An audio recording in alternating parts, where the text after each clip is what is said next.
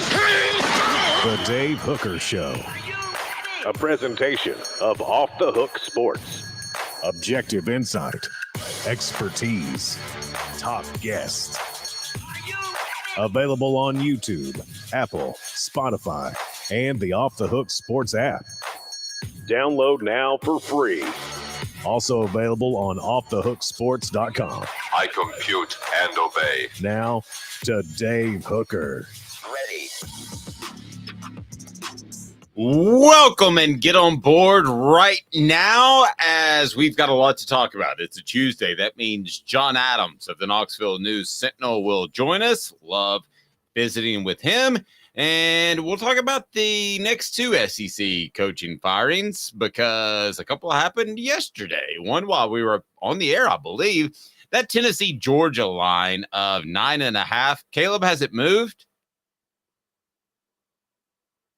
It has not. I was just looking it up, as a matter of fact, and I believe it is still 9.5 right now, which, again, it was 8.5 before last week, which is, so, yeah, hasn't moved at all. Strange. So Vegas thinks this is going to be close. What to make of the Tennessee-Georgia line? Is the Josh Heupel honeymoon over? We'll ask you that. Also, our Football IQ segment each and every Tuesday. How dumb can college football coaches be? Where do the Vols turn without Dont'e Thornton, Tennessee's wide receiver, just when he was starting to hit his stride? He's out for the rest of the regular season. And we'll talk some Tennessee hoops as the Vols have an SEC Player of the Week. So a lot going on. Welcome to the program. Hit that like and subscribe button.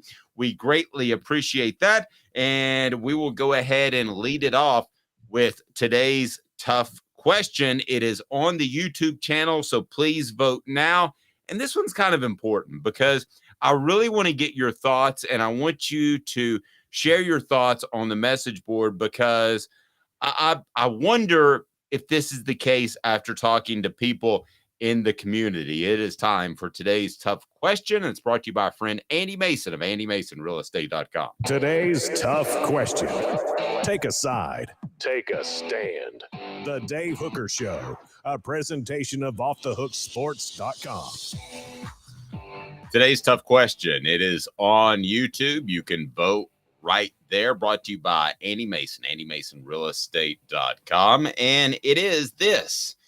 Is the Josh Heupel honeymoon over? How do we define honeymoon? I would say that your significant other can do no wrong.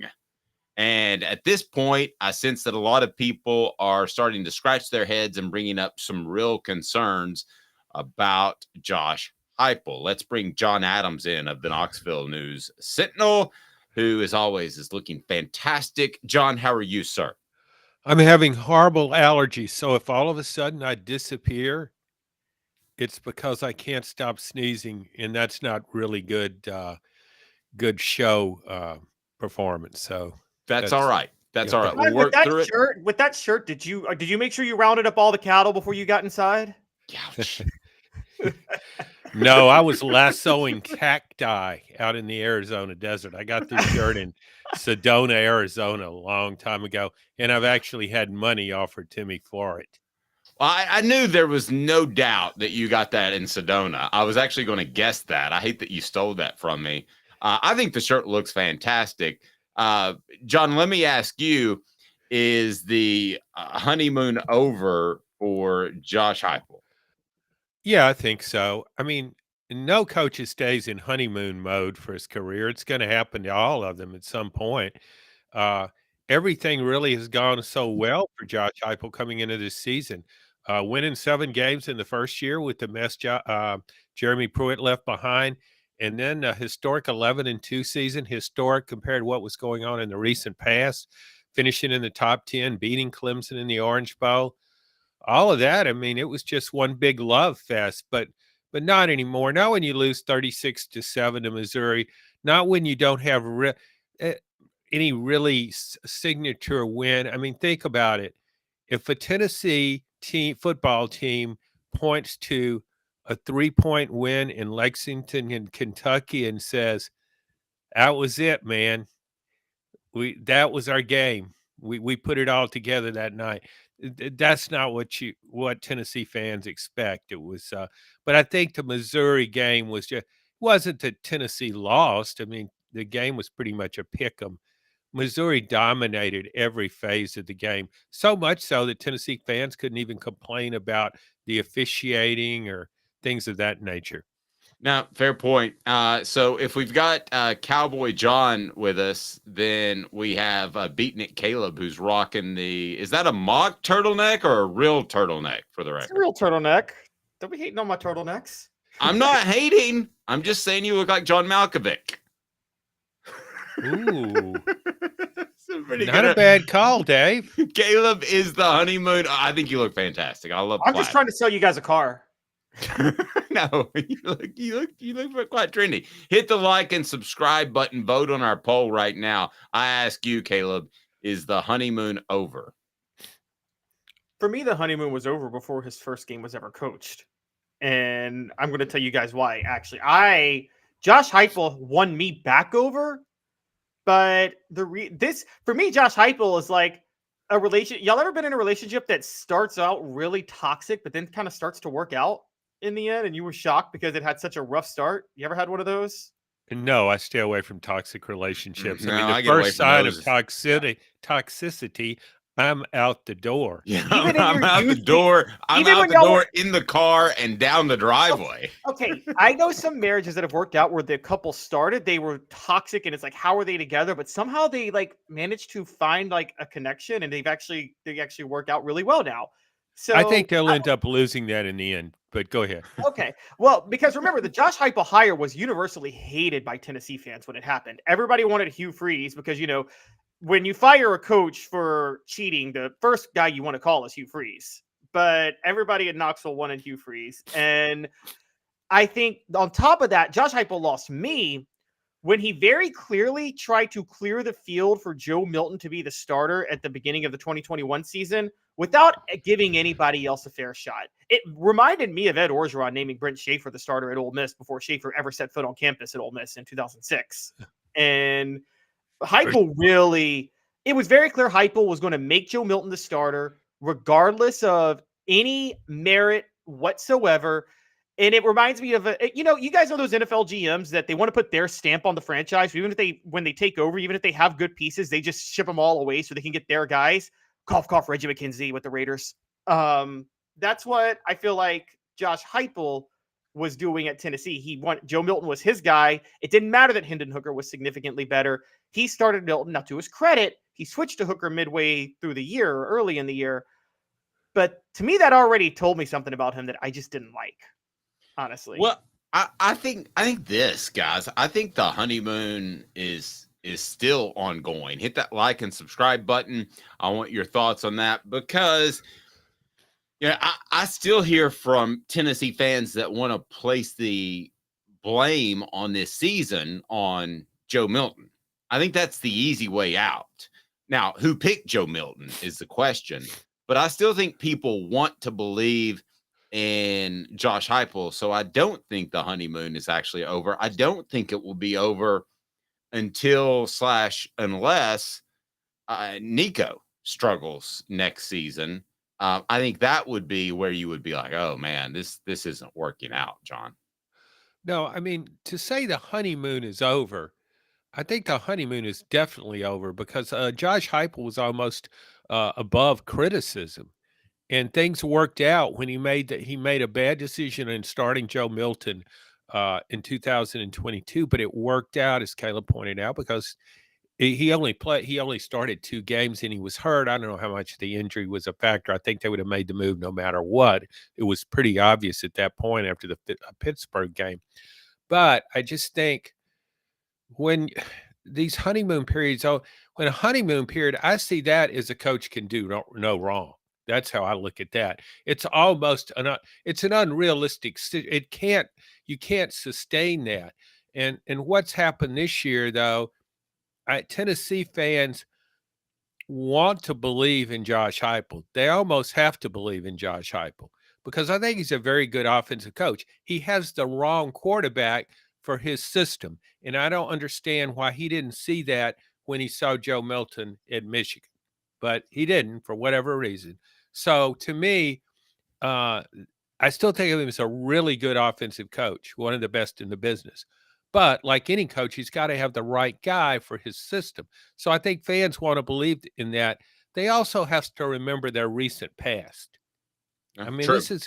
It's been a wasteland pretty much.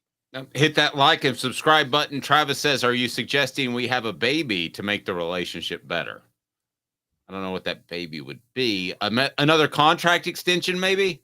No, I'm not suggesting a baby, but I am saying that you're at the situation now where it was toxic from the start. But I guess what John is saying is, your honeymoon trip is like, you don't really have to do any touristy stuff because you just want to spend time with your newlywed because you really don't even want to get out of bed half the time when you're on your honeymoon. But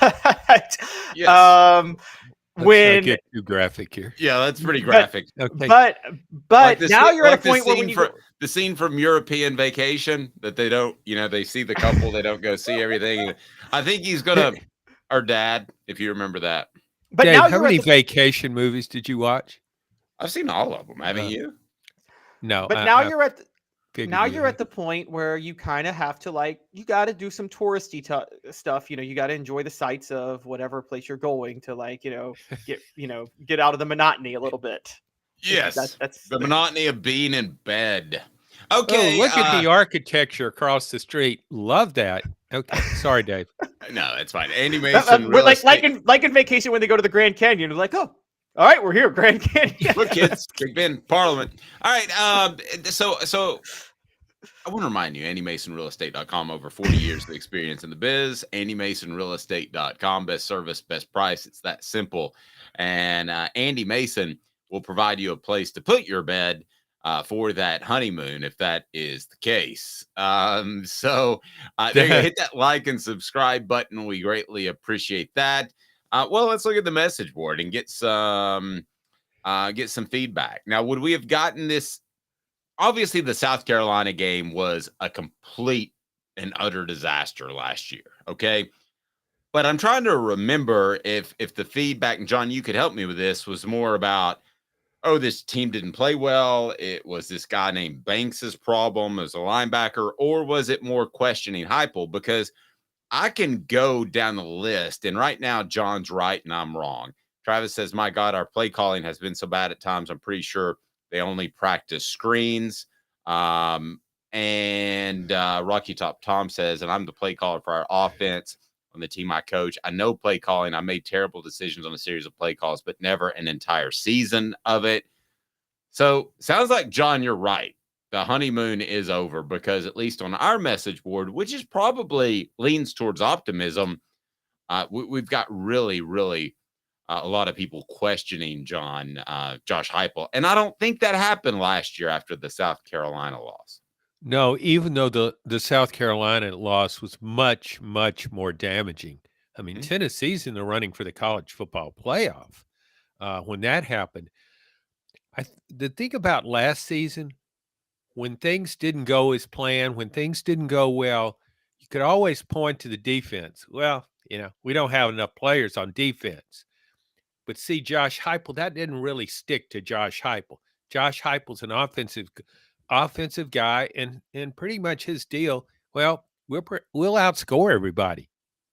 And it couldn't outscore South Carolina because the defense was just so inept. And then there was the off the field stuff in the middle of the week with Jeremy Banks, and he was unhappy, and I don't remember all the details of that. But so there were things you can point to, but you couldn't point to the offense. The offense still scored 38 points. You don't expect your offense to score 64. And I think people also looked at South Carolina hadn't played this way all year, really.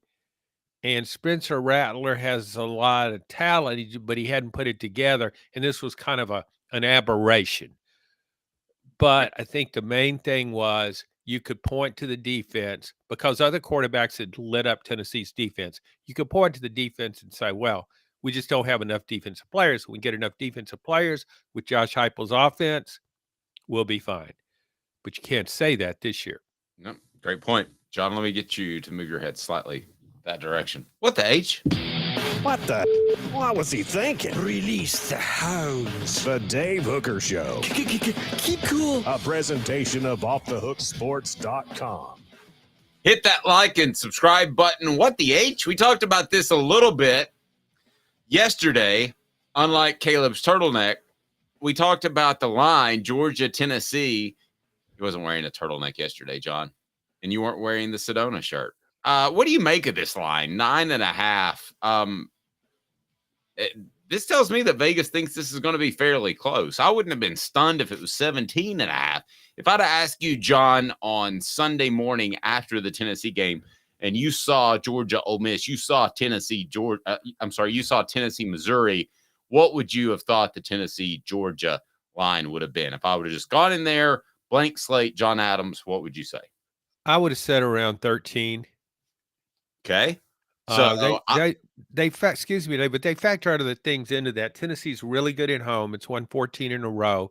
I also think they look at Georgia's schedule and said, okay, it was sky high to beat Florida, big rival, big game against Missouri, SEC East on the line, win that game. Then they come back and playing 9th ranked Ole Miss and play pretty much a perfect game. And so you can't sustain that. And so it's about Georgia's due for an off game. Okay. That's what I think the odds makers are saying. I could just see though Georgia having an off game and still winning. I don't, maybe more than 10. Yeah, I mean 10-point game's pretty close. Caleb, your thoughts? You're a gambling guy. You like to throw your money away. So, what do you think of this 9.5-point spread?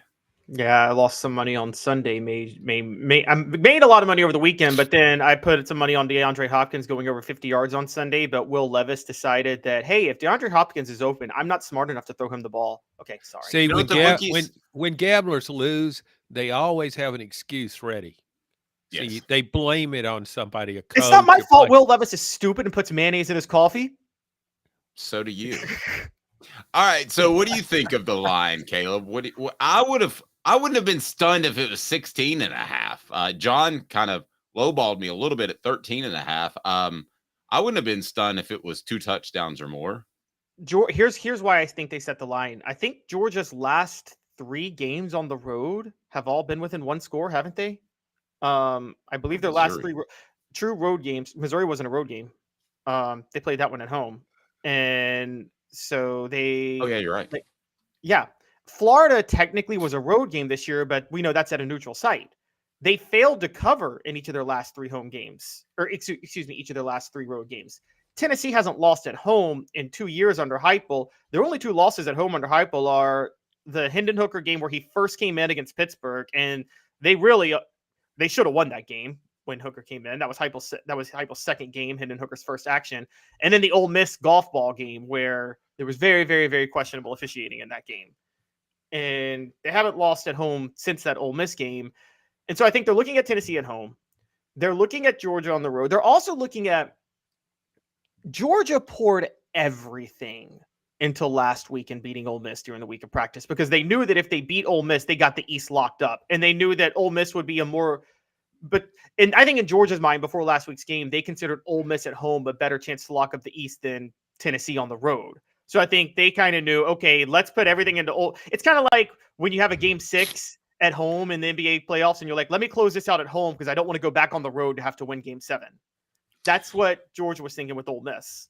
Daniel, the message board said I mortgage my house and put it on Georgia. That's not a knock on the team. They're just too depleted to compete. I thought they could earlier in the season. John, I give you 3 options. You could bet your mortgage on Tennessee, Georgia, 9.5 is the spread, or you could say, I'm keeping my money. There's no way I'm touching that. I'll take option 3. I don't have a mortgage. I'll bet your mortgage. Okay. How about your car payment? I've seen that snazzy little Kia you're driving. Nothing says John Adams like a good, affordable sedan. You would be shocked at how much I had to pay for that. There were no new cars available. I'm ashamed to admit how much I paid, but that's another story.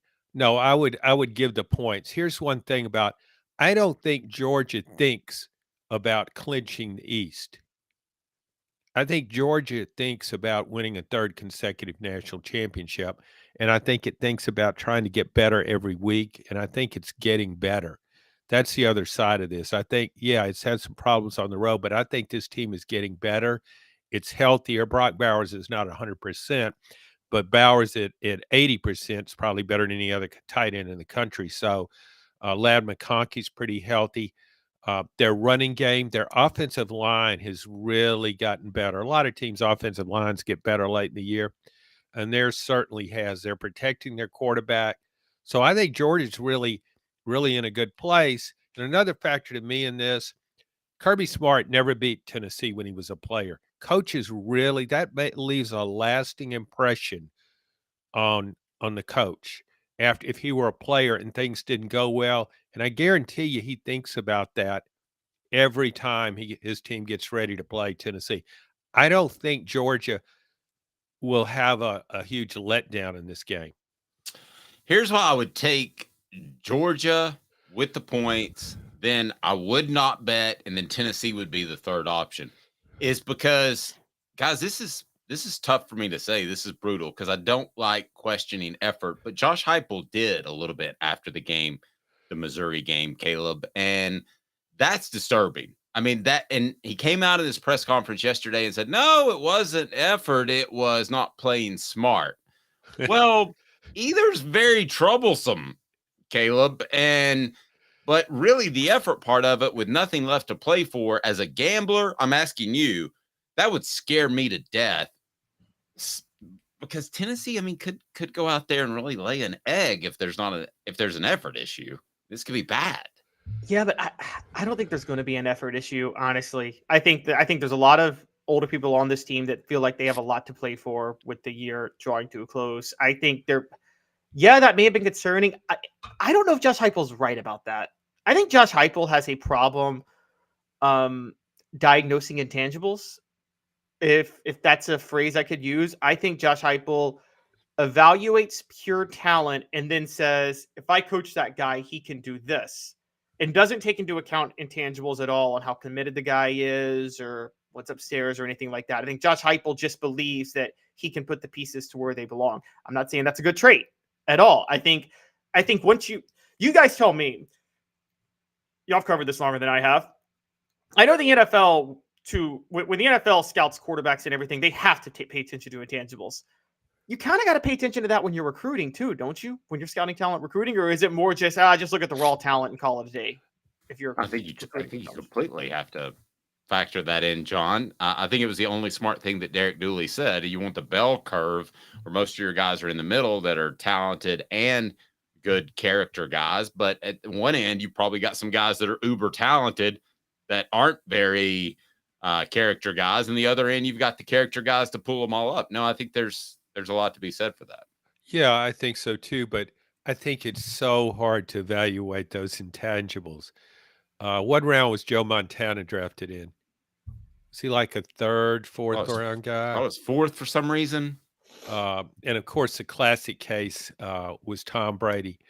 Could they see Tom Brady's intangibles, this uncanny knack to raise his game to almost superhuman proportions in the most crucial times, as he did so much in the Super Bowl? I think it's really hard to evaluate. And I think and you probably know, you've done more with recruiting, Dave, you probably know this.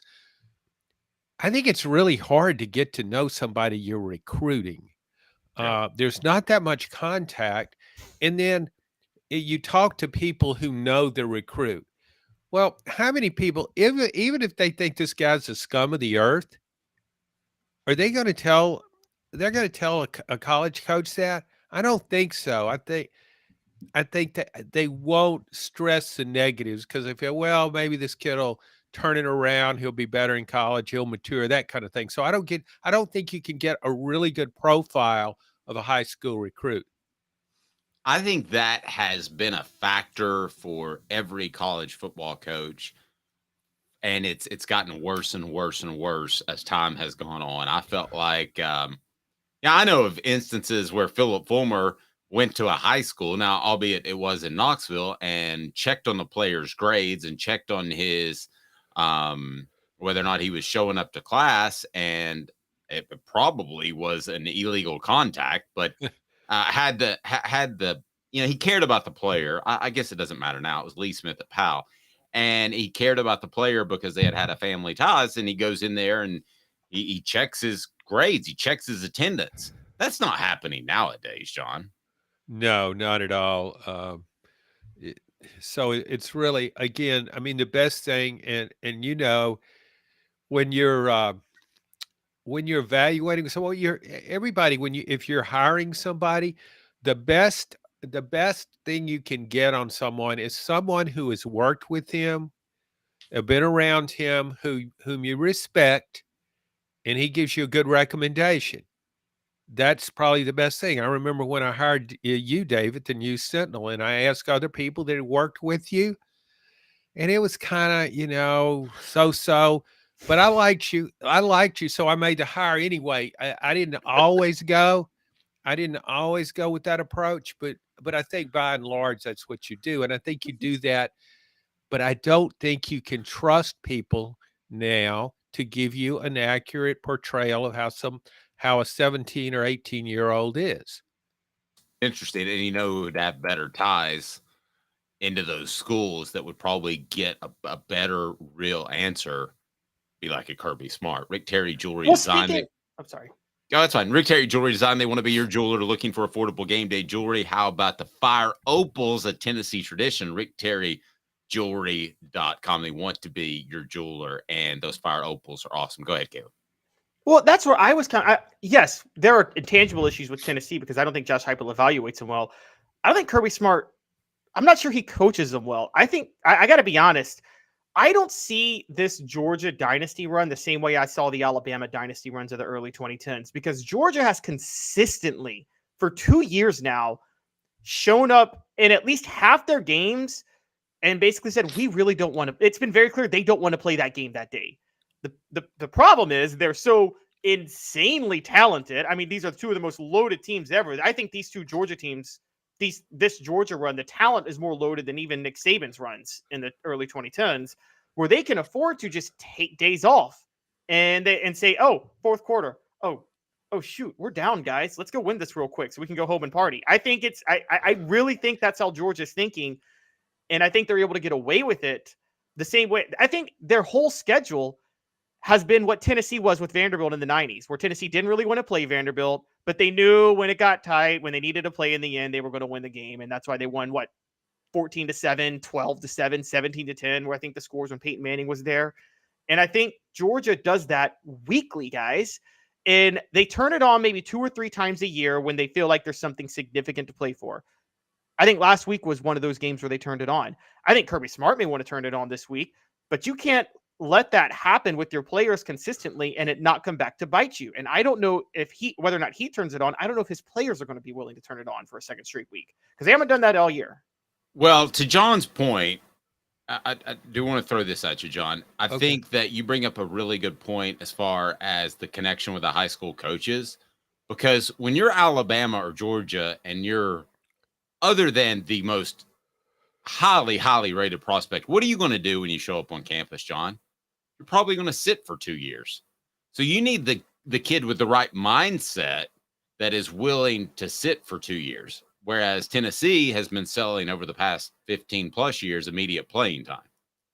Yeah, to Caleb's point, I really couldn't disagree more about his assessment of what Georgia's done. It's won 27 straight games. Your goal is to win games. Your goal is to win championships. And Kirby's done that spectacularly well. He almost has 3 national championships. And if you compare the talent with Alabama, the run of quarterbacks, receivers, and running backs Alabama had, I think his talent has been better than what Georgia's had overall for a longer period of time, certainly. But I just think, I remember talking to an Alabama defensive lineman one year at Media Days about how much he got involved in recruiting new players to Alabama. And he said, well, I tell all the recruits that come here that are interested on their visit, I tell them this place isn't for everybody. This is serious business. If you want to come to college and party, don't come here. This is serious business. And I think, Dave, what you're saying, I think that's very true. You get a different kind of player at those places. You get a player, you're not, because the other players let those recruits know, here's how it's going to be. Here's what will be expected of you. Here's how you'll be evaluated. And if you don't meet those standards, then you'll be on the bench. Let me ask both of you this. And we're getting a little off topic, but I think we're on to something pretty interesting here. And that is Josh Heupel's kumbaya approach, which it has been an intrinsic problem with the program. Mind you, the Sports Treasures carries over 5 million Sports Treasures. Follow them on Facebook, Sports Treasures TN, to get daily updates. Sports Treasures, love it. 5 million Sports Treasures. Caleb, yay or nay? Is there something intrinsically wrong with the kumbaya, we're family, everything's good approach that Josh Heupel has? It's hard for me to know the internal workings with Josh Heupel. That is the public appearance, but that's also the public appearance Dabo put on for Clemson for 10 years, and he won 2 national titles out of it. So it's hard for me to truly say that that's a failed approach when you and I mean, Philip Fulmer had that mentality for a while, and he won a national title. Now, I think Fulmer was, I think many of us agree, was too soft on players towards the end. We know what happened in the early 2000s, where just time after time there were mistakes. There were players that there were issues that he let happen. But yeah, John even at a press conference got called all kinds of names that I can't repeat even on YouTube.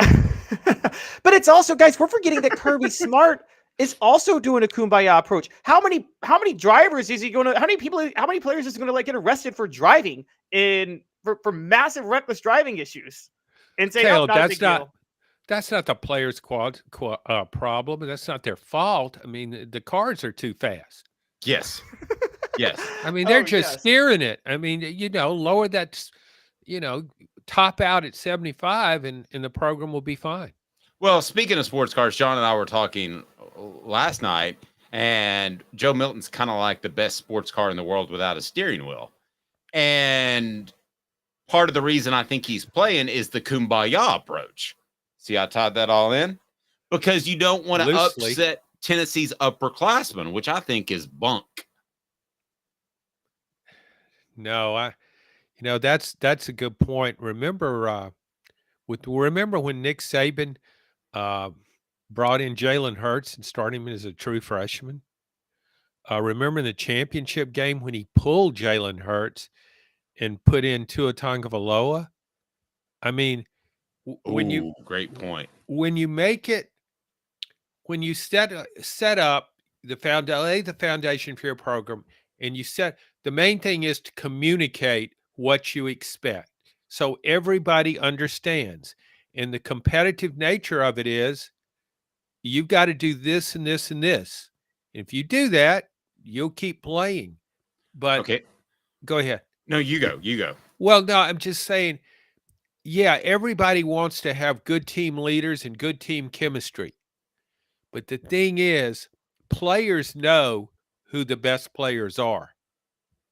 And I think they want to win. And if you can't let sentimentality, or I just don't believe you can worry too much about chemistry.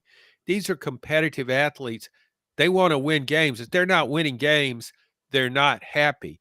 If they are happy, then you don't want them in your program. Okay, so let me ask you both this. Caleb, let me start with you and get a yay or nay out of you.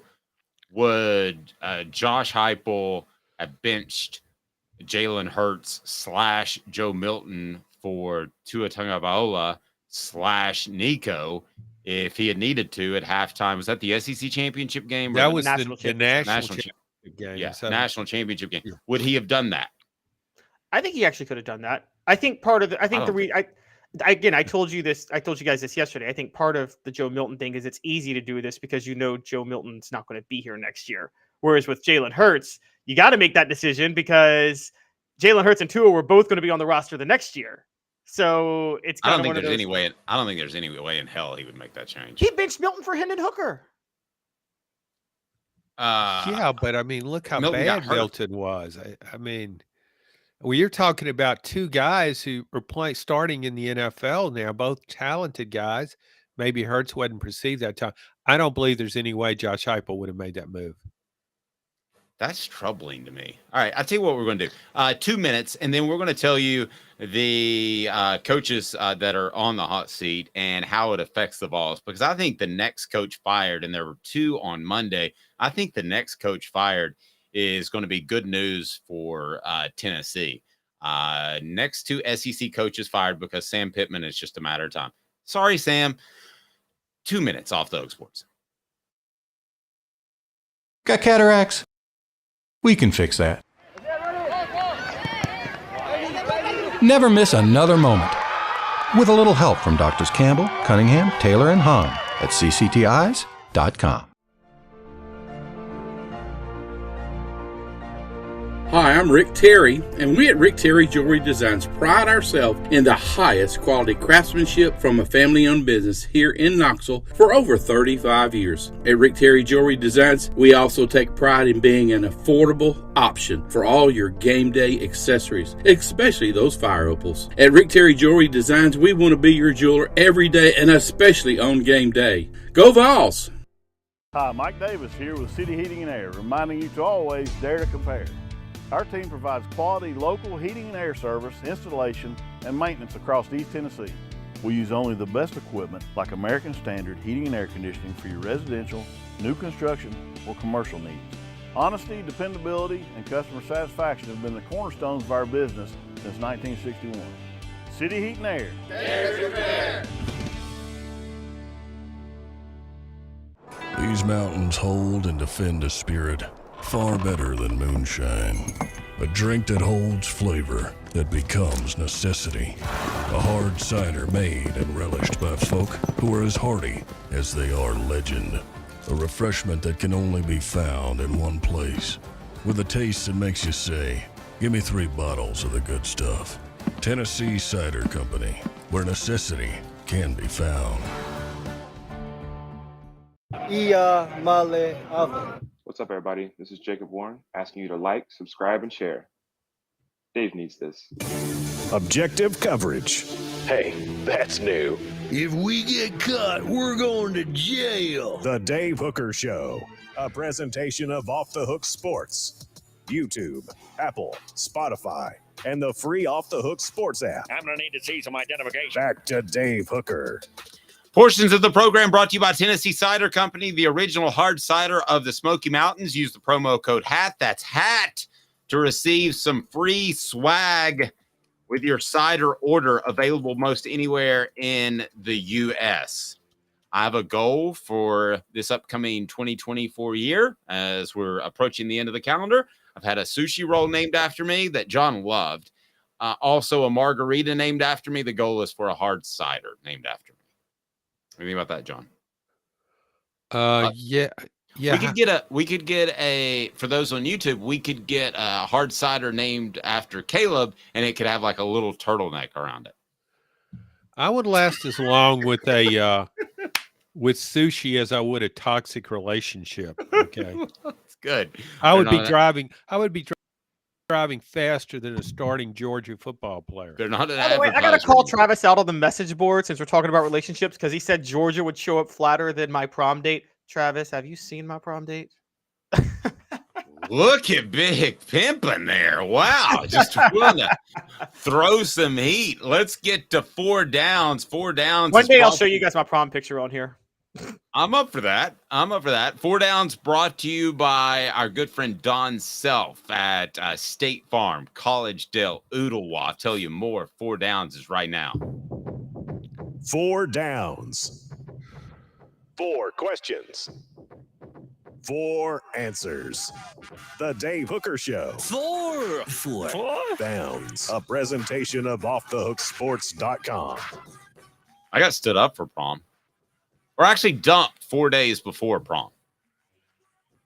With that. Whatever happened to that young woman? Oh, she was a dancer for a while in Atlanta. So make sure you didn't get stood up there. Was it ballet? It was not ballet. It was not. Okay. 4 Downs brought to you by our. I didn't really talk to her much after that. Brought to you by Don Self. Customer service still matters. State Farm agent Don Self and his team take customer service seriously for well over 40 years. Built their business and reputation on taking care of their customers in Collegedale and Ottawa. Customer service still matters. Give Don and his team a call. Don Self, your friendly neighborhood State Farm agent for the greater Chattanooga area. So 4 Downs, go ahead and set us up. Coop. Cooper Mays here. Hit like and subscribe. Why don't you do that again? Cooper Mays here. Hit like and subscribe. Thank you. That got exciting. All right. Here is why the next coaching firing, or if not the next one, the one after it, will help Tennessee. Let's start off, and I want to get a quick timeline as to when this coach will be fired. First down, Coop. Coop here. First down. Sam Pittman. John. Sunday. Okay. Caleb. A week from Sunday. They're going to try to see if he can finish out the season. I'll go with Caleb. Second down, Coop. Cooper Mays here. Second down. Clark Lee.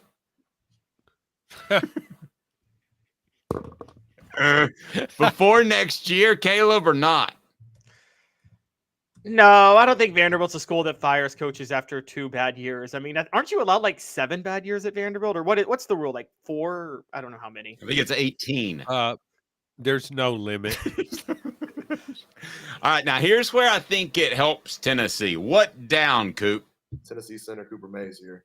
Third down. Shane Beamer.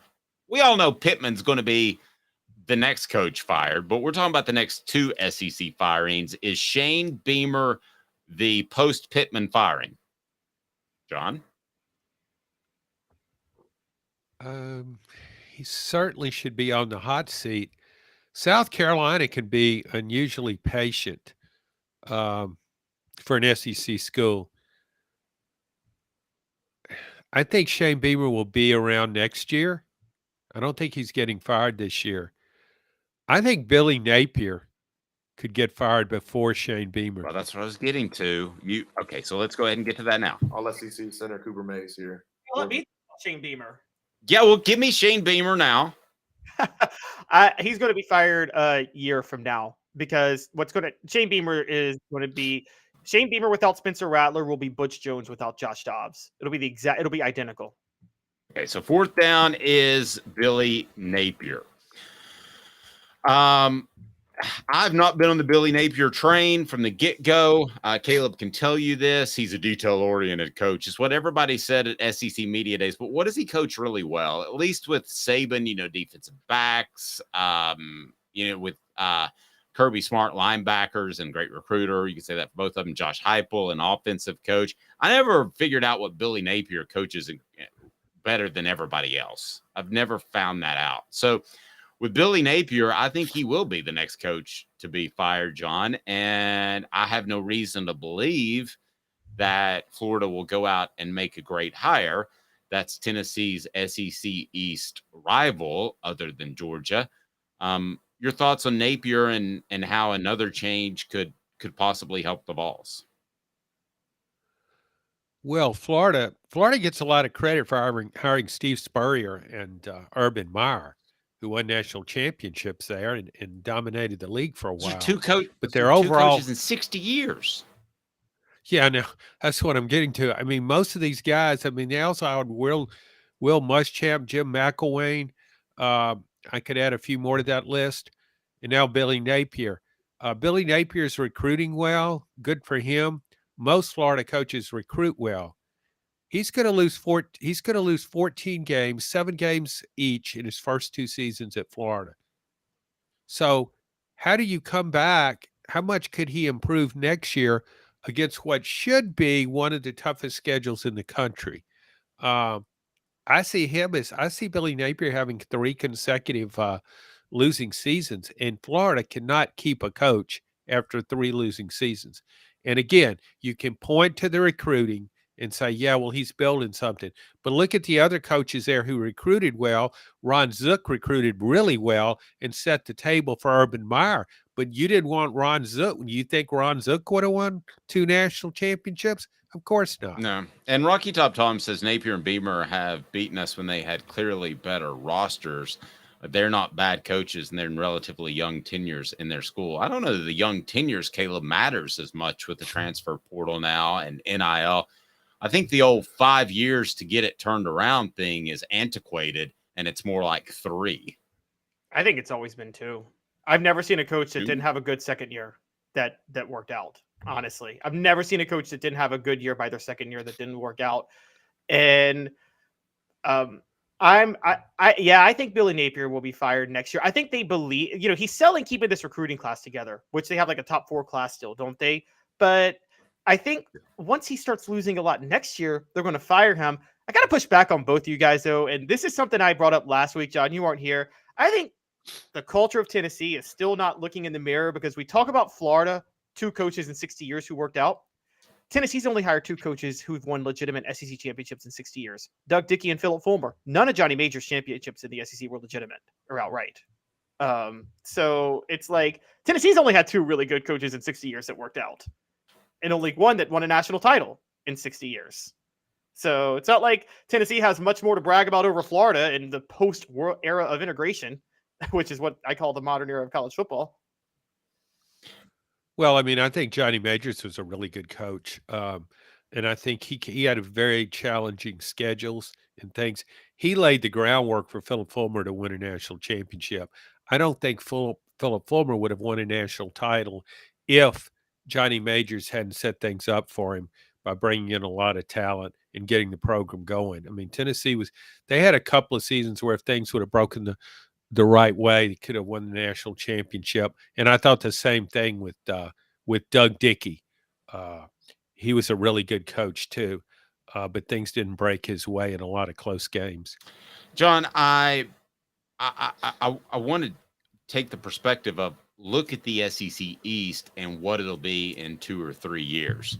Because let's face it, Philip Fulmer benefited from a guy named Jim Donnan at Georgia, a guy named Brad Scott at South Carolina. And when they toppled Florida that one time in 98 and then 2001, there were championships to be played for. I think the SEC East, first of all, South Carolina goes away from Shane Beamer. Are they really going to do that much better? I think that's a program that has a glass ceiling on it. And then could Florida be in the midst of what they've done before and Tennessee has done in the 2010s, and that is a turnover and no consistency? And I don't care how good you are, you can't win like that. How do you see the East being? And Mark Stoops is going to get another good offer at some point, I believe. But how do you see the East shaking out over the next couple of years for Tennessee? Well, you're speaking figuratively, I assume, because there won't be an East. That's true. There'll be one big conference, but those teams in the East, they have benefited from their divisional placement. I mean, you look at Kentucky. What if Kentucky would have been in the West? Do you think Mark Stoops would be making as much money as he is now? Do you think he would be solidified as just a coach who seemingly is there forever? I don't think so. Carefully crafted schedules in the non-conference area, coupled with being in the East. You got Vanderbilt every year. So if you schedule right, you start out with 5 wins. Win one more game and you're bowl eligible. I think the mid-level teams in the SEC East are really going to struggle when we go to this expanded 16-team league. Missouri's doing great now, but can the Tigers sustain that? I don't think so. Missouri, South Carolina, Kentucky, those kind of teams. And I'm almost ready to put Florida in that too. Certainly Florida with Billy Napier, it's right there with those teams. It's not a a program that you think of as a championship contender. Caleb, your thoughts? Who's Mr. President, Rocky Top Tom? He said somebody's killing it today. I'm John not sure Adams. if you're talking about John or He's Caleb. the second Oh, president. yeah, John Adams. Do we have a Caleb Calhoun as president? Maybe we have. so. My first name is remember. John, so we have a John C. Calhoun as vice president. One of the worst human beings in American history. I disagree with that so much. He had a good side. I remember him. I remember it. Horrible human being. John was just but a teenager, and he remembers it. This was Dave. Before which one? Sorry, Dave, but I think I missed it. Which fire did you said you think would help Tennessee? Because I don't think Billy Napier being fired would help Tennessee at all. Oh, that's a good point. So I was looking at his constant turnover, but yeah, maybe if they keep him for 10 years, then Tennessee's better off. Yeah, I don't think Tennessee wants Billy Napier to be fired ever. This is the old. My brother and I were talking about this over the weekend. John, Dave, and I joke about it. When you have a bad coach, when people affiliated with other schools in your conference are telling you how good that coach is and how you should stick with him. That's when you know. That is so true, because I remember when Wade Houston was Tennessee's basketball coach, and Dave, you remember that too from the way you're shaking your head. And Rick Pitino, Kentucky, who's playing for national championships regularly, talks about what a great job he's what Houston has done and Wade Houston has done. And this is a guy he really said something like this along the lines of, you want to keep this guy a long time. And then he beat him 61 points in the SEC tournament. John, that was before I was even in the biz and trying to think about the fact that some coaches will do something that's orchestrated or planned. And I remember maybe it was your column, I don't know, but I remember being in college. That was like 92, 93, right? And reading that and thinking, good Lord, Rick Pitino wants Wade Houston to be the head coach at Tennessee till they cancel the program. I mean, and why? It's because he's beaten the tarnation out of him. All right. I think Nick Saban was a Derek Dooley cheerleader for a while too. Nick Saban kept talking of Derek Dooley. He did commend somebody. Was it Dooley? Yeah. Well, did he like? Do you remember anybody talking about Butch Jones? Butch Jones. All right, here we go. Let's get to football IQ. These guys, Caleb Calhoun and John Adams, basically dreamed this bit up, and it's fantastic, and you can't beat it. So, football IQ, you have two different levels. Let's go three different levels. You have kind of stupid. That's crazy. You have pretty stupid. You suck, you jackass. And then you have Peyton Manning, the incredibly stupid coaching decisions. Like, that is total bullshit. Yes, thank you, Peyton. All right, so let's start it off, Caleb. What did coaches do dumb over the weekend? All right, so we got number 5, and it was, by the way, this was a great weekend because it was all the some of the most high-profile coaches were in here. So we start with last year's Coach of the Year, Sonny Dykes, who was in the national championship game last year. Texas beat TCU 29-26. TCU had a thrilling comeback. They were down 26-6 and almost pulled it out. I'm looking at the moment they were down 26-6. They drove to the TCU 2-yard line. They had a running back averaging to the Texas 2-yard line. They had a running back averaging about 5 yards a carry. The previous 2 plays, he had gotten 8 yards, got them to the 2. It's 3rd and goal from the 2-yard line, and Sonny Dykes calls 2 passes, both incomplete. And so TCU was stopped on a turnover on downs. John, what level are you giving that? Maybe thought the running back was tired. I think I'll go with your first one, your lowest level of stupidity there. All right. Yeah. Caleb, what else you got? All right, number 4. It's my old hating of punting, and it involves Coach Prime, Deion Sanders. Okay, can y'all at least give me this? When it's 4th and 1 and you're in a shootout and you're the underdog and you're at midfield, that is a time to not punt. That's a time to go for it. And Deion early in the second half had Colorado. The game was tied at 24. There were 24 points scored by both teams at the first half when Colorado was hosting a top 25 Arizona team as a double-digit underdog. And at 4th and 1 near midfield, when Colorado has the ball in the second half, it was right at midfield. It was at the 50. Deion Sanders decides to punt. He also punted later, by the way, on a 4th and 1 at the 44 with the score tied. I didn't mind that one as much. I hate punting in general, but that was at his own 44. But the 4th and 1 near fourth and 1 at midfield in a shootout 24-24 when you're the underdog, you got to go for that. Where is midfield? I mean, are you 50. saying right at the 50? Right at the 50.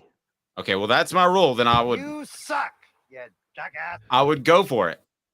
I would go for it, John. That's my rule. That if it's the 49, I would disagree with Caleb, but at the 50, I go for it. Let me ask you this question, though, John. How dumb was that? But also the Deion Sanders experiment. Does that continue on successfully, or does that stumble upon itself? I thought from the get-go it would blow up. I just think Deion's approach, I mean, he certainly brought a lot of attention to Colorado. He's a great promoter and a great salesperson. But when you're talking about turning over your roster like he is, and I think players have to wonder, will we want to kick me off the team at the end of this season? I think that we've talked some about team chemistry. I think that can be a negative fact. When things are going well, Deion is your guy.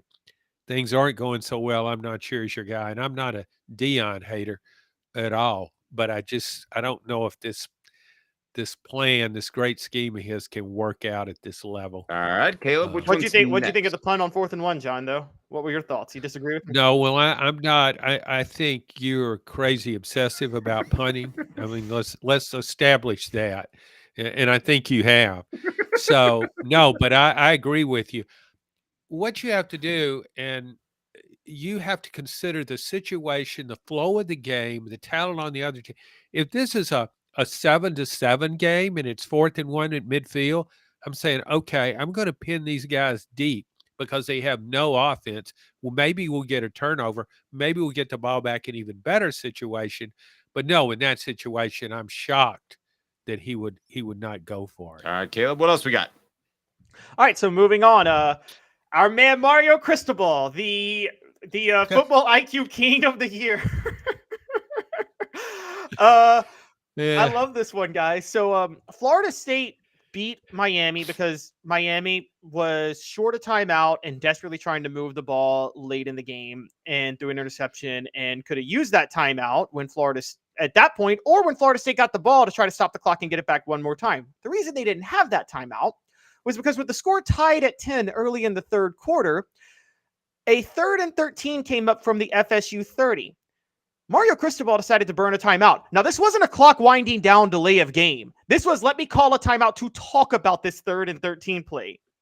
And then he comes out of it and calls a screen that loses 3 yards.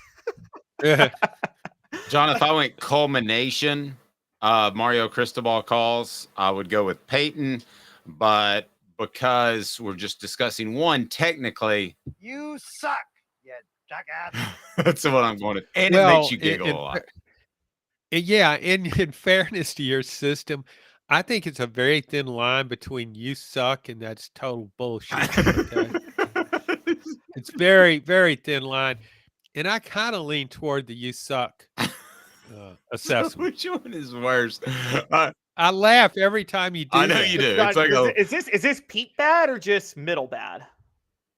Yeah, I think the call by itself is middle bad, but as a whole, Mario Cristobal, who I used to be a huge proponent of and thought he was going to be a great coach based off sources I have in Alabama, I'm off that bandwagon for sure. I made a huge mistake on that. Hemp House, the premier hemp dispensary online. I've got one for Tennessee. The premier hemp dispensary online with a wide variety, great selection, and strict standards to ensure you only receive the best CBD or Delta products. Hemp House Chat with 2Ts.com. Hemp House Chat with 2Ts.com. Use the promo code HOOKED for 10% off. They also have the Big Orange Crunch that you can get right there. So check it out. All right, Caleb, what else we got? Football IQ. All right. Okay, so number 2. It's Maryland, Nebraska. So I don't know if you guys watched this game, but I actually believe in Matt Rule because I'm an analytics guy. Wait a minute, though, Caleb. Explain something to me. Why were you watching that game? Yes, I was. Yeah. And I never really brought Maryland up, but like this one, I couldn't help but bring it up. Matt Rule, who I'm a believer in. I actually think what Matt Rule's doing at Nebraska is a pretty good job. And I think Yeah, I agree. Yeah, but this game, so just for the context, Nebraska had 4 turnovers to this point. It's a 10-10 game. They had a third-string quarterback in there by the name of, I love this, Chubby Purdy. That was his name. Yes, Chubby his name is Purdy? Chubby Purdy. Yeah, I'm sorry, Chubba Purdy. Excuse me. Chubba. I read Chubba Purdy. Chubba Purdy. Oh, I was imagining this guy like 5'1", 150 pounds out there. Let me bring up let me just bring this in real quick. Nebraska has 4 turnovers. I think the Big Orange Crunch has some Chubba in it. Nebraska has 4 turnovers already in the game, okay? It's a 10-10 game. Their other 2 quarterbacks have thrown a combined 3 interceptions.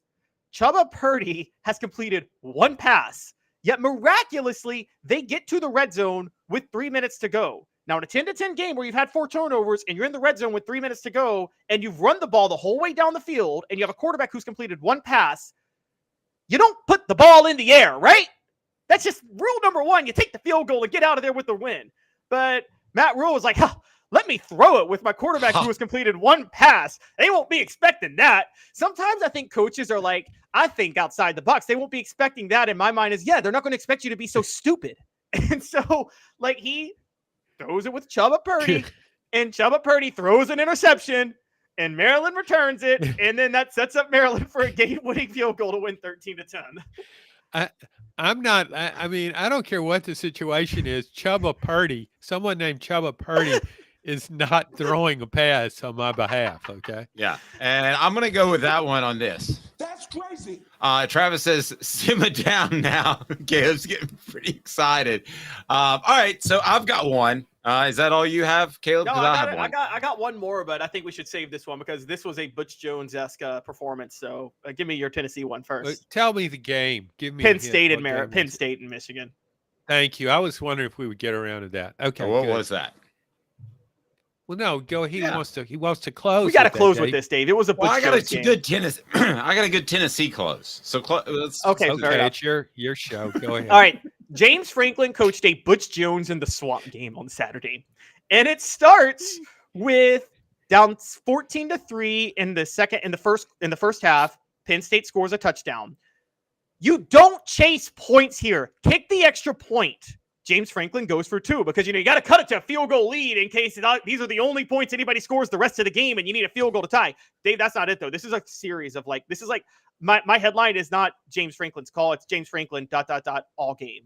And so after you suck, you jackass.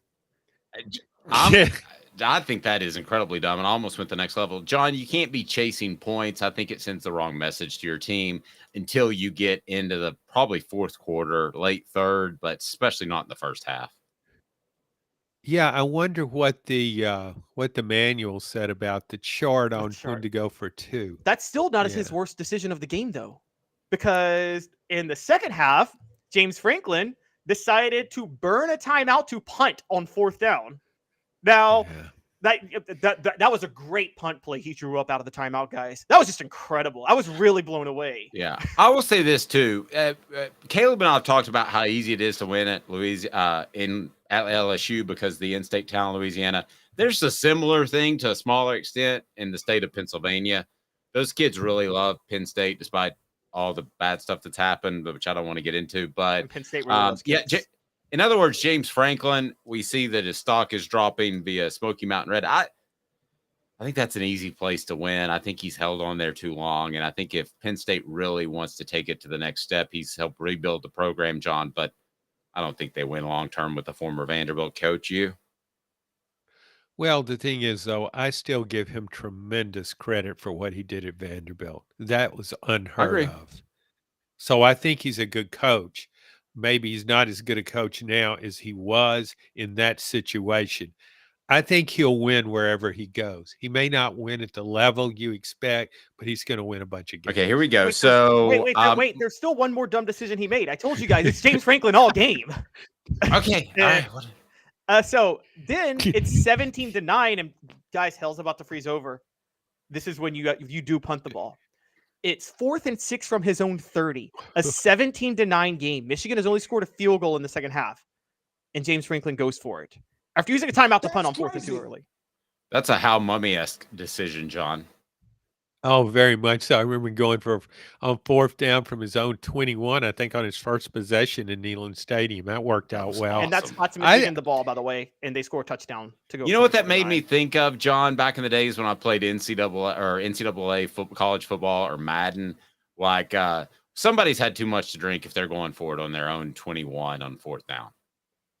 Yeah, or maybe they just got a real bad short-term memory. Yes. And they've forgotten that it's 4th down.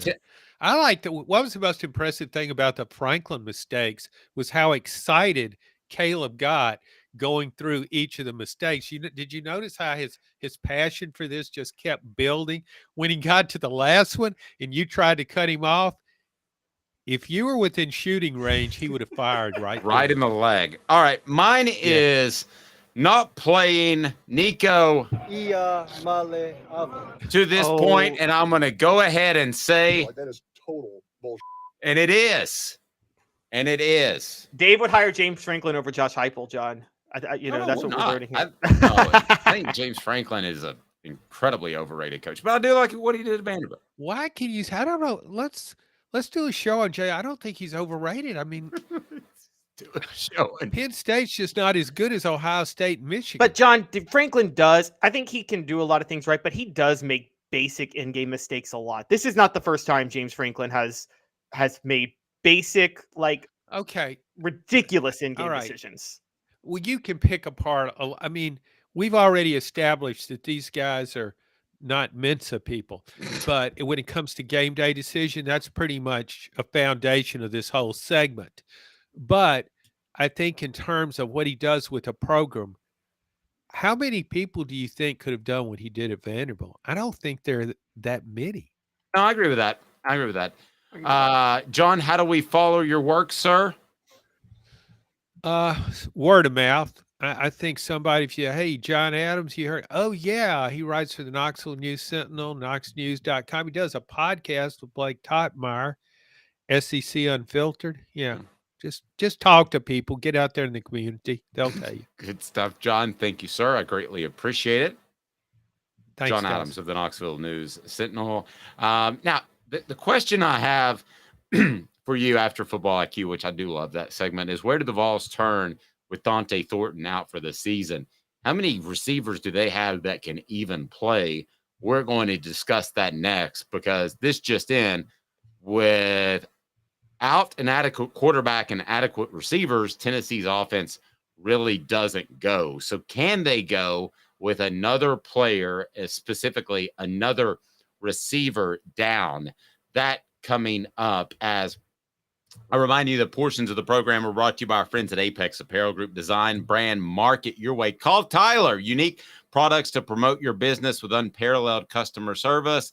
The link is right down there. Support our sponsors. They can outfit your entire business and take care of your promotional tool needs. So coming up, how do the Vols move on with yet another injury? And I don't care what you say. I'm going to defend Josh Heupel here for a second, okay?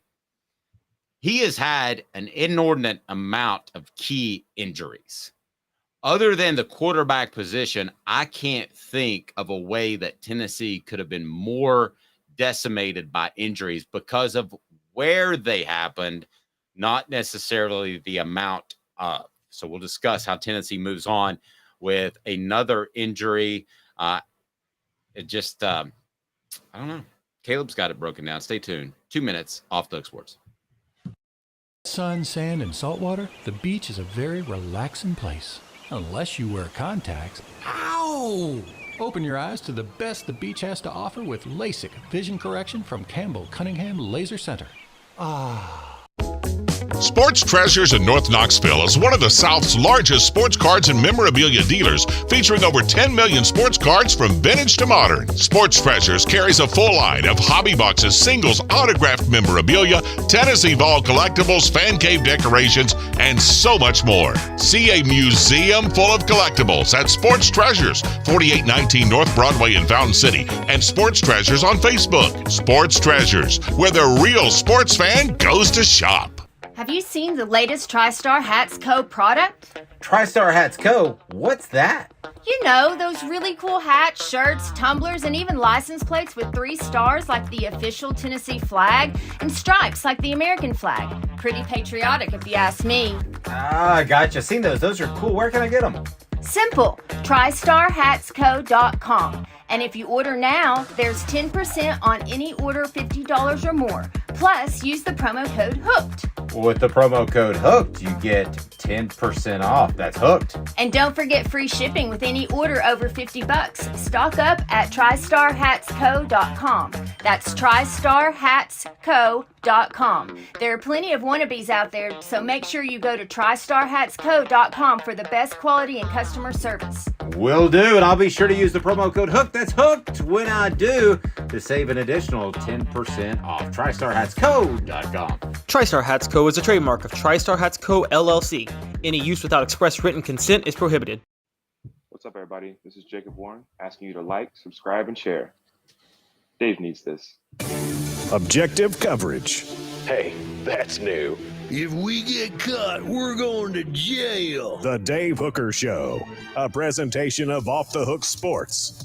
YouTube, Apple, Spotify, and the free Off the Hook Sports app. I'm going to need to see some identification. Back to Dave Hooker. Okay, so here we go. Where do the Vols turn without Dont'e Thornton out for the season? You just saw the commercial for TriStar hats and more. And we're going to have some TriStar hats apparel that we'll be wearing shortly. So go to TriStar Hats Co. and pick out what you need. We're going to get some sweet pullovers. Caleb, what do you think about that? I think that's awesome. Love pullovers. Yeah, we're going to get that. And all you have to do is go to TriStarHatsCo.com, TriStarHatsCo.com. Use the promo code HOOK, get 10% off. Where do the Vols go, excuse me, without Dont'e Thornton now? You wrote about that on offthehooksports.com. How disconcerting is this loss? Had I told you 3 weeks ago, Caleb, you would have said, well, he's just dropping passes anyway. They can find somebody else to drop passes, and you would have been right. But he seemed to have hit a bit of a stride lately. So how big of a blow is this for the Vols? It shouldn't be, but I think it will be. But this puts to test something you told me, you and I talked about in the offseason, Dave, that you were concerned about Josh Heupel. And it's this. And let me show you where I'm going with this, because I actually thought about this after I wrote my column. So I might actually write another one. Dont'e Thornton was a transfer, right? Yes. Brew McCoy was a transfer. Yes. Ramel Keaton was part of Jeremy Pruitt's recruiting class. One of the things that we have lamented about Heupel is that he's relied on Jeremy Pruitt recruits and then using some NIL money to just outbid everybody for transfers. But that his own recruits, high school recruits, have not panned out yet. Well, if they can't replace Dont'e Thornton, there's a major red flag about Josh Heupel on the recruiting trail, because Tennessee brought in Caleb Webb, who was a 4-star in 2022. They brought in Chaz Nimrod, who is a borderline 4-star, but was a 3-star in 2022, who have both seen some action this year. They brought in Nathan Leacock, who was a 4-star in 2023, and Cameron Sullivan was listed and recruited as a wide receiver in 2023 as a 4-star. So if you can't find a replacement for Dont'e Thornton, then you got to start really questioning Josh Heupel on the recruiting trail and his evaluation of talent. Okay, and people are asking for Selden too. We do want to point out, for those that don't know, he moved to running back, so we'll see. Here's the issue that I have with the way they're handling the receivers. It feels like to me that it worked last year, right? You got stuck on the 3 guys of Ramel Keaton, Jalen Hyatt, and Brew McCoy because Cedric Tillman got hurt. And I know he tried to keep coming back, but that was Brew McCoy's job at that point. And I felt like they settled on those 3, and nobody else really got playing time significantly. We saw a little bit of squirrel here and there, but we didn't see many more. So philosophically, I want you to know, because you and I have talked about this, we're on the same page. You stick with the main 3. But at some point, I think that you have to question whether it's the quarterback position, the receiver position, are there enough? Is there enough of a rotation where these guys are getting some key reps during games? And I feel like that. Now, I know Dont'e Thornton played wide out some, But I feel like Josh Heupel goes in with a plan and is stubborn to that plan.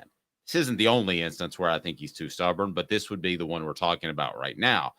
And I think it was Dont'e Thornton has to play the slot until you're like, well, maybe he does with Brew McCoy being injured, need to play wide out. Should that be a major concern for Tennessee fans that Josh Heupel can be too stubborn, especially with his receiver rotation? I think him being stubborn on a macro is a concern. I don't really have a problem with it at the receiver rotation, Dave, because I look back at Tennessee's most successful periods. We always talk, you were covering the team. I actually covered this team as a student too at the time. The turnaround from 05 to 06 with Eric Ainge and David Cutcliffe.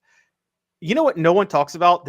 I think the biggest reason for the turnaround, who caught a ball, Dave, outside of Robert Meacham, Jason Swain, or Brett Smith that year? Nobody else really saw reps at all. That was it was very clear, right? Robert Meacham's your first read. Jason Swain is your complimentary wideout on the other side. And then Brett Smith is your slot. There are no questions asked. Nobody else is getting reps. That was probably the most important thing David Cutcliffe did when he returned to Tennessee, was shortening the receiver rotation. And I kind of break with you. I don't believe you give other guys reps. And I think mainly because I covered the Butch Jones years, and Butch Jones, who started wanting to run the no-huddle offense, had the philosophy, which is an old school philosophy for new school offenses, which is there's this belief that if you run a no-huddle offense, you have to rotate in and out receivers because you got to keep everybody fresh. But if you're rotating in and out receivers, you can't run your tempo. Josh Heupel's big philosophy is no subbing, period. No subbing at all. And so I actually think that I don't mind Josh Heupel doing that, honestly. I kind of like that. Well, Carl says all the talk about his size and speed, you'd have thought they'd have a few plays for him already. Well, I don't think Dont'e Thornton was ready to play at this level. And so I put that more on Dont'e Thornton. And Caleb, getting to what you said about transfers, I was told that Dont'e Thornton was clearly the one he was on the Price is Right. He was going to the highest bidder. It wasn't about good old Rocky Top or playing in South Florida for Miami. It wasn't about that. It was the highest bidder. So that to me is a little bit disconcerting, but I do give him credit for getting things on the right path before the injury last week. Smoky Mountain Red says Josh Heupel has been stubborn a lot this season. Now, this is what Caleb was referring to, and that's Elias's comment. Does the hurry up limit our ability to give reps? Yes, it absolutely does, because you only play those 3 and then you don't sub throughout that drive. So intrinsically, Josh Heupel's system is going to make it more difficult to get more guys reps at receiver. That's just the way things are. It is. And also if you run a lot of receivers, a quarterback really gets out of rhythm. There is a connection that quarterbacks and receivers have. I mean, one of the biggest ones for me is when Lane Kiffin was with Alabama. Remember how much they shortened the receiver rotation? Amari Cooper was it, pretty much. Yep. That first year. And Lane Kiffin has always had kind of the philosophy of really just one receiver that you target for most of the time. I mean, he turned Denarius Moore into an NFL receiver in 2009. Interesting. I hadn't thought about it like that, but now that I recollect, I think you're right. Yeah. So I think Josh Heupel here's the real question. Did Josh Heupel miss on Chaz Nimrod and Caleb Webb? Nathan Leacock's a true freshman, but Caleb Webb and Chaz Nimrod are sophomores. Let's be honest, Dave. If you're a receiver, if you can't step in as a sophomore, as a starter, when someone gets hurt, you're not going to make it, right? Yeah, but here's the reason I have a problem with that. Goes back to the way he runs his receivers. Are the sophomores ready to step in because they don't get enough practice time or they don't get enough playing time? And I look at Chaz Nimrod specifically, and I thought that Chaz Nimrod in his first game out there replacing Brew McCoy when he got hurt, it was either that game or I think it was the next game actually, that he looked lost. And then the second game, he didn't look lost. Well, shouldn't you have him ready to not be lost just in case something happens to Brew McCoy? I mean, you and I agree that playing the same 3 are the right way to go. But there has to be a happy medium of having guys ready to play when an injury happens. And I don't think that was the case this year. I do think it was the case last year because they stumbled on DeBrew McCoy, who a scout told me is the best NFL prospect. So you have the best NFL prospect at one position. Sure, he's going to be able to step in, but I don't think that's happened with Nimrod. I don't think he's been ready. Nimrod and Webb have clearly gotten enough reps to this point to where one of them should be ready to go. And I mean, are you saying so? reps with the first team or just reps in general? I mean, don't you still take reps in practice with the second team? And I mean, like, I think, like, isn't that always the case with injuries? Like, wasn't Travis Henry taking reps with the second team when Jamal Lewis got hurt, and then he's taking reps with the first team now? I mean, isn't that how that works? Running back's a little bit different because you'll have several guys taking first reps because you don't want to beat them down. But to your point, I think you need to be taking some first team reps as well, not just second team, don't you? So your philosophy, what you think is you're saying run the same 3 guys in the game, but during practice, you should run like 5 or 6 to get first team reps. That's what you're saying. Well, yes. And I would also say this, when Tennessee, if they hit its apex, by the way, Apex Apparel, they can outfit your entire corporation. And it's right down below. But when they hit their apex, shouldn't they be, okay, ideal situation. You've got 6 great receivers, okay? Or 6 very good receivers. You play your 3 the majority of the first quarter and into the second quarter, and you've got somewhat of a lead. And then maybe one series, you sub a couple of guys. Haven't been able to do that this year, though. They can't do it this year. Okay, I'm talking about at the apex when they've got. I mean, Nimrod and Webb weren't ready, which I think they did that last year. They did that last year, but they were able to get the big leads, and they brought in Squirrel White a lot. So I mean, the problem comes back to they haven't been able to get those receivers in because until UConn, when's the last time they had a game in hand where you could just relax and see the? And also, I'm going to say, here's kind of a hot take: Heupel's not running up the score enough this year. The UConn game, he set on that lead because he just wanted to get out of there. He was trying to be classy. I think something humbled him. You keep running your offense when your backups are in the field. I don't think it's good. That's not a, I'm going to humiliate you. That's a, my backups are in. It's not my fault you can't stop my backups, but I think it's important to give them valuable reps. Don't just have Nico play for a drive and try to do anything. Keep running them. So I agree with that. I think that's interesting. Scale of 1 to 10, how big of a loss is Dont'e? Let me ask you that. Brought to you by City Heating and Air Conditioning. 50 years in East Tennessee. Integrity matters. Don't trust a fly-by-night HVAC company to tell you that you need a new unit that could cost thousands or more. I can tell you of a friend of the family already worked with City Heating and Air, and now my actual family worked with City Heating and Air, and they hustled up and got things fixed. And at cityheatandair.com, support our sponsor. Scale of 1 to 10, how big of a loss is Dont'e Thornton right now? I think it's about 7.5 to 8. And the reason I say it's that high is because Dont'e Thornton was the only wideout fast enough to maybe get an open space against Georgia's cornerbacks. A big concern is, the whole read of safety so you can get one-on-one coverage. I don't think Georgia's scared to play Chaz Nimrod and Caleb Webb one-on-one on the outside. No way they're outrunning them. I think it's like an 11 this week, but if you'd asked me 3 weeks ago, I would have said like a 3. Yeah. So, yeah, I mean, because of the other injuries or the injury to Brew McCoy, because, and I hate to say Squirrel White hasn't developed because I look at that slant, and I'm sorry, Joe Milton throws a heavy ball. I mean, none of these receivers are as good as they will be next year because Joe Milton throws a heavy ball. That's a fact. I mean, if you look at the slant, that's a wide open touchdown against Missouri. And Joe Milton tried to throw that ball 180 miles an hour, and it was off target as well. So I don't want to say Squirrel White hasn't developed because I don't know because they're hamstrung at the quarterback position. Yeah, totally with you. I said it in August. Did I not, Caleb? I thought that was an issue. I thought he could come through it. I wanted him to come through it for the betterment of the program, for the betterment of what we do. But it hasn't happened. There's no touch. Got 2 weeks left. Yeah, there's 2 weeks left. With nothing to play for. There's no throwing with the fingers. It's all arm and shoulder. It's just, and I will say this too. I've had people bring up people that would know. As a matter of fact, it was a scout who said that Josh Heupel coaches his quarterbacks to do one thing.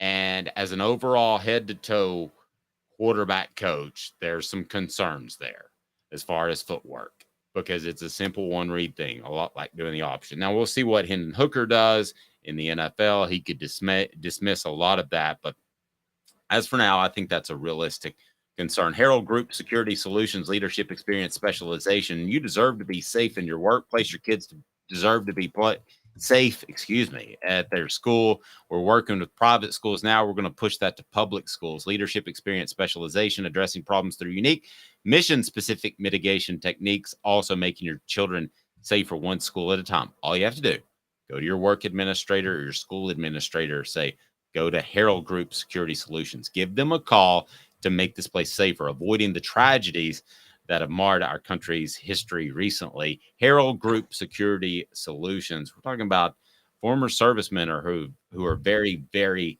highly trained. Herald Group Security Solutions. All right, Caleb. So now we get to some hoops, talking basketball. Love it.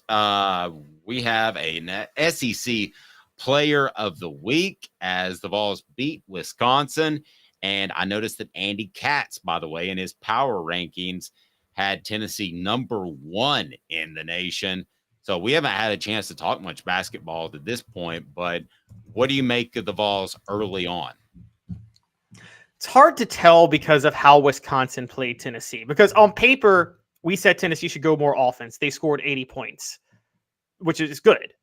But they were 5 of 17 from 3 in that game, which is very, very not good. Now, I think Wisconsin was doing the same thing Duke did to Tennessee last year, which is they play kind of, I don't know if it was necessarily a zone, but it was like a perimeter zone, because we all know that, you remember this, how little respect did teams have for Uros Plavsic as a threat down low under the basket last year. It was minimal, wasn't it? None. He didn't have a back to the basket game to score, and he didn't have the Tennessee didn't have the ability to go with the inside-outside game and burn people from the three-point line. So you just had guys sagging back at the three-point line, and so it made it difficult for him to find open players. Exactly. So now this year, Jonas Adu is still, he doesn't have the finesse that you want him to have, but he's athletic, so he is a threat down low. He had 10 points in the game. He was 5 of 8. That's exactly what you want when somebody plays a perimeter zone, is you want somebody to neutralize that with that. The other player who broke it a lot was obviously Dalton Knecht, which is why he was SEC Basketball Player of the Week. He had 24 points, broke it a lot from the mid-range. I'm still not a believer in the mid-range, but if someone's going to play a perimeter zone, that is a pretty good way to break it. And so I don't blame Rick Barnes' strategy. When you have Dalton Knecht, just go with it. But I still need to see more from, before you fully believe in him, from people like Vescovi. He only took 1 3-pointer on Friday. Now he's still getting back from injury. Josiah Jordan-James only hit 1 3-pointer. Justin Gainey off the bench did go 3 of 8 from the field, but he went 2 of 4 from 3. But 5 of 17 from 3 isn't going to cut it. But that was, again, a reflection on how Wisconsin played defense. And also a big deal now, Tennessee, 19 of 23 from the free throw line. Wisconsin, 14 of 23. Where I do go old school, you hit your free throws, you have a huge advantage in March. And so, amen. That is probably the biggest drop off from the NBA to college, where in college basketball, like 60% is acceptable from the free throw line. And if you're a guard in the NBA and you're not 75%, you're an embarrassment, honestly. Okay, so we have Travis saying connect for Heisman. We have a new nickname, Creamsicle Mamba. And on the message board, Connect playing like a pro. Vanilla Magic, catch the fever. I love that. So what are we going to call? Let's go ahead and determine this right now. And more comments from the message board. Euros was the basketball team's 2022 Kamal Hadden. I don't know what that means. But he never got a 2023 like Kamal Hadden did to prove he was good.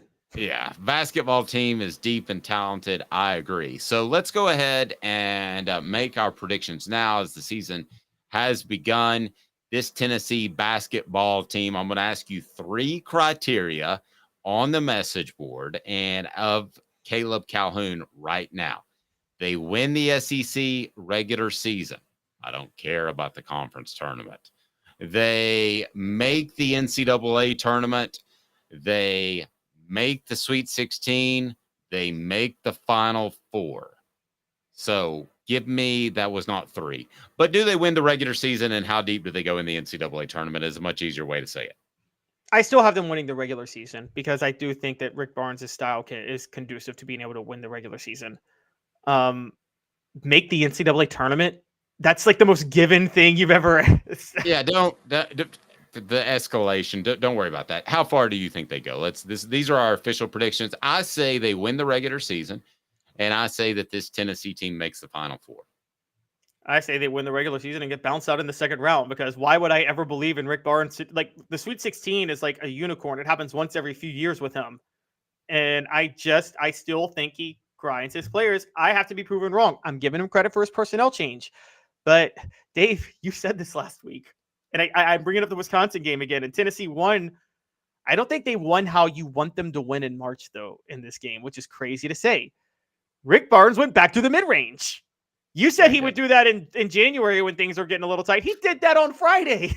I mean, yeah, he did that on Friday. That's why Dont'e Thornton got 24 points. Guys, do you think Dont'e Thornton is going to continue shooting that well on long twos the rest of the year? Like, again, only Michael Jordan was efficient on long twos, but that was, for some reason, that's the most unique part of Michael Jordan's game, was he was so great on those mid-range shots. But most players are not. Yeah, and from the elbow, the turnaround jumper, I thought he created that because physically he declined just a little bit, and he wanted a gimme shot. That was kind of like his skyhook. It was undefendable, and if he hits it, he hits it, and there you go. And he would catch it in position like he was going to post you up, and then he would.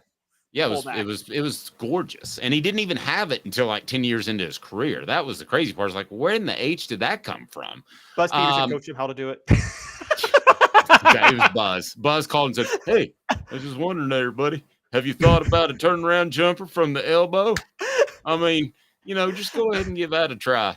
And thanks for being at my wedding and never showing up to Neyland Stadium, which would help. Never showing up to Thompson Bowling Arena, which would help me recruit. Thanks, buddy. I appreciate that. I know you got money to make and stuff. All right. So Ron coming back on the show. Yes, we have confirmed Ron Slay will be back on the show this year, and we're super excited about that. So we'll call it the Slay Ride, but also Slay Says is going to be. I got to push back. How's the blood flow cutting off my brain? You're telling me based on history, whose side is logic on based on history in terms of how far I have Tennessee going? Even Dave would agree that mine makes more sense logically, Final Four or second round of the tournament, right? So Mead Drinker says if Barnes doesn't make a run with the roster, he may never. Well, he may never. And we had Final Four or bust. So, hey, this is Buzz. I was Jordan's roommate. Is this a disappointment if Tennessee just makes the Elite Eight? Okay, let me set this up. Tennessee wins the regular season in the SEC, which is probably the second best conference in the nation this year in basketball. Probably. We can debate that. The ACC is still right there. Okay, well, they're top 3, right? I think the SEC is kind of down this year, actually, which is, I think, why Tennessee was so easily the favorite. But, I mean, and also you got to think Big 12, too. I can't go there this year, honestly. Well, top 3 with Big 12 and ACC? You wouldn't go there? Okay, but I mean, anyway. Big 10 is still good, too, but yeah. Yeah, they are. All right, so they win the regular season. They make the Elite Eight. That's sure as heck not a disappointment, right? No. Guys, Tennessee's made one Elite Eight in history. Okay, what about win regular season Sweet 16? I still think that's a great year. I thought, again, I don't really. Yeah, but Caleb, I'm gonna go against you a little bit on this. At some point, man, you got to make a deeper run. But I mean, there are accomplishments. There's levels of accomplishments, Dave. There is what you do in the regular season, which I don't dismiss. What you do, but then there's like first weekend, second weekend, third weekend, or national title in March. And the reason I say that is like, okay, the 2010 team went to the Elite Eight. I think the 2008 team with Chris Lofton holds a higher place in everybody's hearts, even though they only went to the Sweet 16 because they won 30 games. They were number 1 for a moment, and they won the SEC regular season title. So I mean, like, March is such a. I kind of judge the regular season more than I judge a deep run in March. A lot of times, the only reason we're doing this on Barnes is because Barnes never gets a deep run in March, like ever. Okay. Here's what I'm going to do: a little basketball trivia. If you can name who wrapped this, then I'm going to hook you up with a TriStar Hats shirt or a Hooker shirt. You can pick, or maybe both, but I'll let you pick. It's basketball is my favorite sport. I like the way they dribble up and down the court, just like I'm the king of the microphone, like Dr. J and Moses Malone. Tell me who spat that back in the day when it was just rap getting started. If you can tell me who spat that back in the day, do you know who it is, Caleb? Yes, I know who it is. I was just hoping you weren't going to sit there and play the Ronaldo Woolridge, Eric Berry, Hurricane Chris Halle Berry remix. No, so tell me on the message board who it is. Basketball is my favorite sport. I like the way they dribble up and down the court, just like I'm the king of the microphone, like Dr. J and Moses Malone. Tell me who spat that, and you've got a TriStar Hats Co. t-shirt coming your way. So if this Tennessee team gets bounced, this is a postseason sport. If they get bounced in the first round, though, Caleb, is this season a disappointment? Yeah, I would say it is. I think at this point, I don't think people care about what Tennessee does in the regular season anymore. I think it is kind of just a March runner bus. Tennessee's at the point now where, remember when LeBron lost the finals to the Mavericks in the worst finals performance ever? And LeBron fans were like, NBA fans were like, we're not even going to pay attention to LeBron until June anymore. Like, they basically made that point. And no, so. And the new nickname on this show is I've got a nickname. So, oh yes, Travis got it. This crowd doesn't know Curtis Blow. Here's my email. I will hook you up with the we also know that Bow Wow had a remix to it also, because Bow Wow's a legend, guys. Yeah, he's awesome. All right, so by the way, I've got a new nickname for Knecht, and it's better than any that we've seen, and we have to refer to him from now on as this: Dalton Connect the Dots. Connect the dots to what? All right, he's Caleb Calhoun. I'm Dave Hooker. This has been a presentation. It's awful. It's the worst, corniest nickname I've ever heard. Off the Hook Sports, but it's stuck in my head for like 12 hours since I went and rewatched the game last night. It's been a presentation of Off the Hook Sports. Have a